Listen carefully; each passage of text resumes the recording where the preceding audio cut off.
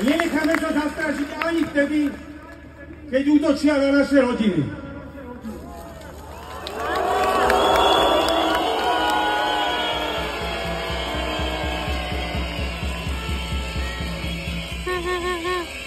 Lebo áno, je to osobné. Robert Fico, ktorý tu 14 rokov ruinuje našu krajinu, ktorý viac ako ktorýkoľvek iný Slovák bol prisatý na štátnom rozpočte, na našich daniach.